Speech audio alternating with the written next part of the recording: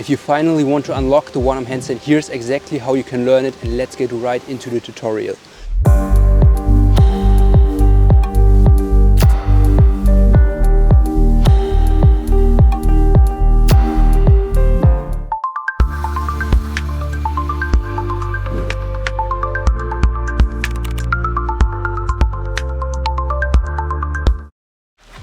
This video is really practical, so from now on there are going to be action steps and you're going to follow the steps, and if you fail at one specific step, then this step becomes your attempt level and the step before that becomes your working set. So this is the set where you base your whole training around, and then you play around with some attempts, so the things that you are often failing. And let's get right to the first step. Okay, step number one is the regular handstand. You just want to hold this position for around 20 to 30 seconds with clean form.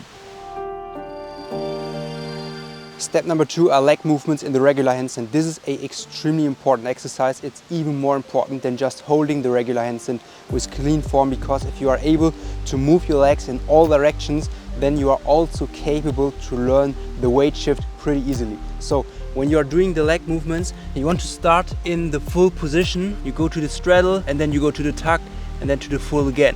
You can also go into these directions, but the main positions that you want to master are the tuck, the straddle and the full. It's extremely important that you do them with speed and with control. If you can do 20 repetitions, you can go to the next step. Level number three is the weight shift. It's extremely important that you take your time to really master this step, because it's the foundation for the one-arm handstand.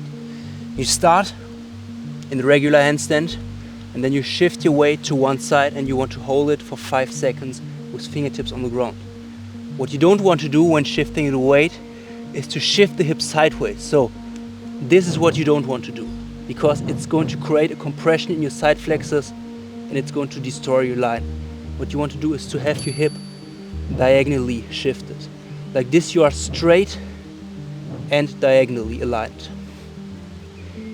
Also make sure to go to the other side and hold it for 5 to 10 seconds as well. Once you can hold the weight shift for around 15 seconds, now it's the time to hold it for 30 seconds, because maximizing the holding time is going to be extremely beneficial once you start to do one-arm handstand attempt. So you just go into the same position and now you hold it as long as you can until you finally hit 30 seconds. Of course, also work on your weak side as well. Why is 15 seconds not enough? Because when you are holding it for 30 seconds, your body is forced to be in a position that is actually efficient to hold. Because if you're not efficient, then you can barely hold for longer than 10 to 15 seconds. So it forces your body to be in an efficient position, and this is exactly the reason why it's going to help you tremendously with the one-arm handstand. Once you can hold the weight shift for a decent amount of time, it's time to go for the next level, and this is the elevated support hold. For this case, you just take some blocks or a bar or a chair or whatever, and then you place your free arm on an elevated surface instead of placing it on the ground. It looks like this. You start on both hands,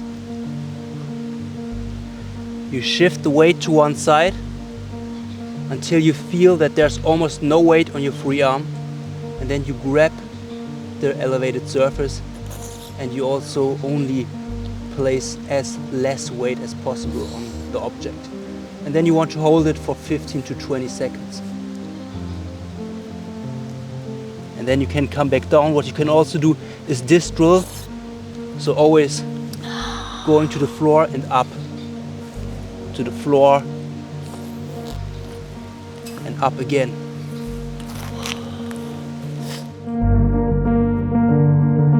Once you are comfortable with the other steps, it's time to attempt the one-arm handstand.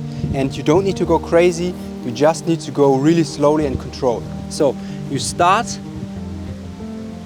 in the handstand, you shift the weight.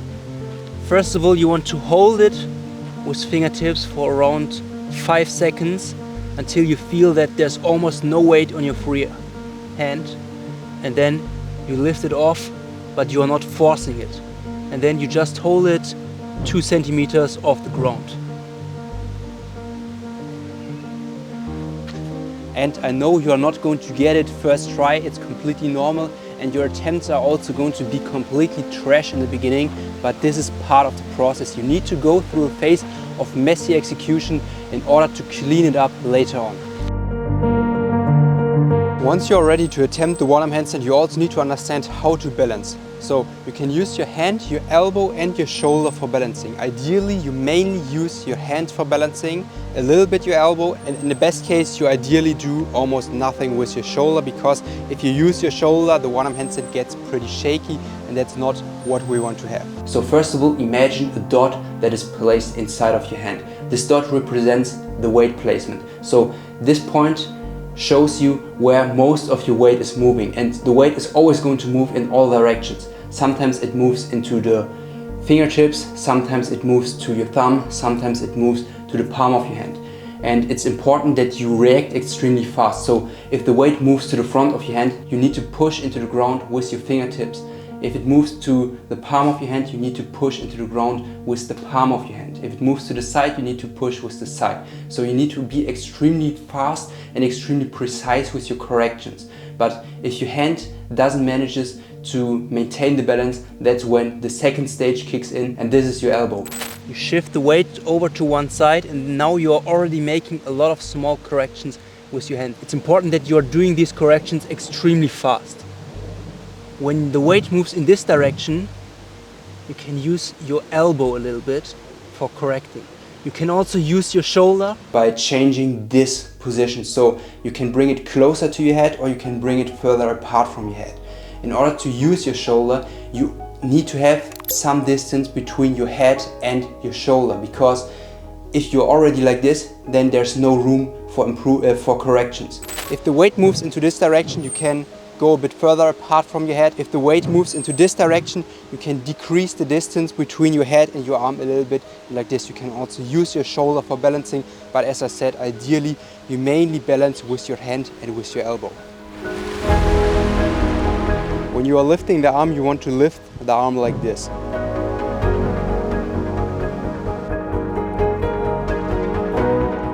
What you don't want to do is to lift your arm by engaging your lats.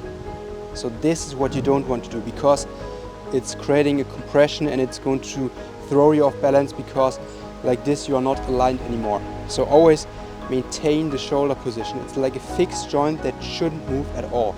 Just imagine a window that opens. The joint where the window rotates around stays at one point and it doesn't move. What you also can do in order to make it a bit easier is to put your arm a little bit in front. So lifting the arm like this instead of lifting it to the side. The earlier you experience a skill, or the earlier you get a taste of the skill, the earlier you are going to get it. So don't wait too long to attempt the one-arm handstand. Attempt it as early as possible, but still keep your focus on the fundamentals. So don't only include regular handstand drills or one-arm handstand drills. It's always going to be a mix of both, and it's always based around your current capabilities. And that's it for this tutorial. If you still have any questions, I know it's a really huge topic and I still haven't talked about everything, because I can't talk about everything in just one video. So if you have questions, you can just leave them down in the comments, or what you can also do is to just shoot me a DM on Instagram. I'm going to leave my DMs open for questions, so I'm going to answer them. And that's it for this video. If you liked it, make sure to leave a like, and we'll see you in the next video.